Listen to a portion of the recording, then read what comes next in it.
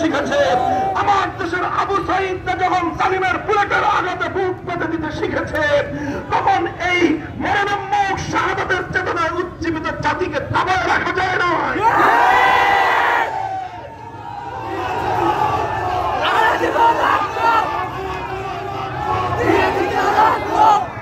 মনে রাখবেন, যে জাতি মরতে জানে, যে জাতি মরতে জানে তাদেরকে কেউ মারতে পারে না। যে জাতি মরতে শেখে তাদেরকে দাবায় রাখা যায় না।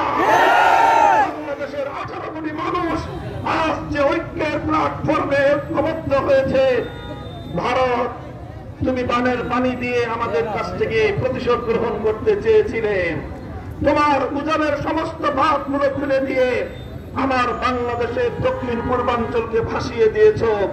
বাংলাদেশের মানুষ আরো ঐক্যবদ্ধ হয়েছে। পরিষ্কার ভাষায় বলতে চাই, ষড়যন্ত্র করে, চক্রান্ত করে এই বাংলাদেশের অগ্রগতিকে রুখে দিতে পারবে না ইনশাআল্লাহ। আমি বলতে চাই, শেখ হাসিনা বাংলাদেশ থেকে পালিয়ে ভারতে আশ্রয় নিয়েছে।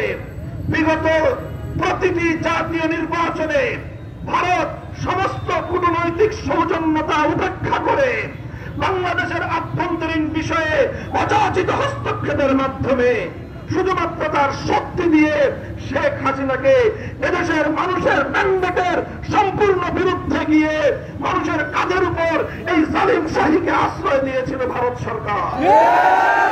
কাজেই এর মাধ্যমে নরেন্দ্র মোদী এবং ভারত সরকার বাংলাদেশের জনগণের বিরুদ্ধে যুদ্ধ ঘোষণা করেছিল।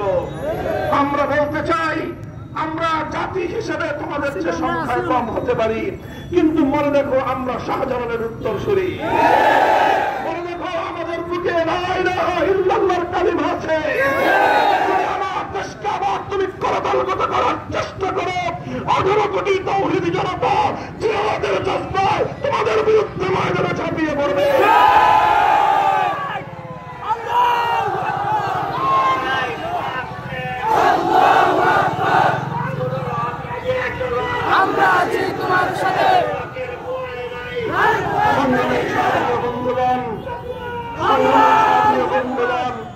আখেরি পয়গাম হল এই, ভারত নরেন্দ্র মোদী তাদের প্রিয়জন শেখ হাসিনাকে আশ্রয় দিয়েছে।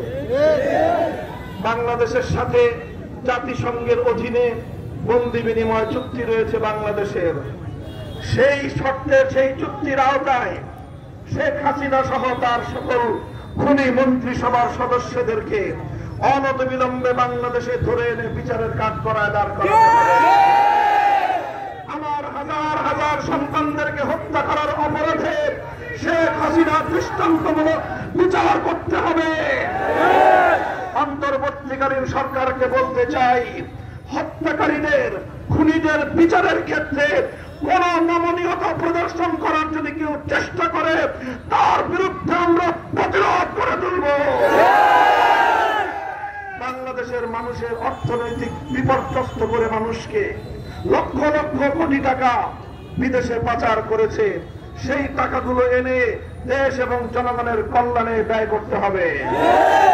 সংগ্রামী সাথী ও বন্ধুগণ, সকল বৈষম্যের বিলোপ চাই, সকল অন্যায় এবং অবিচারের আমরা বিলুপ্তি চাই, ন্যায় এবং ইনসাফপূর্ণ একটি সমাজ আমরা গড়তে চাই।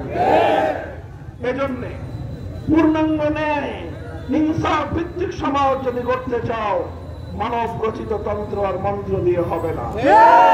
সেজন্য প্রয়োজন সৃষ্টিকর্তা মহান রব্বুল আলামিন প্রদত্ত রাজনৈতিক বন্দোবস্ত, রাজনৈতিক ব্যবস্থা।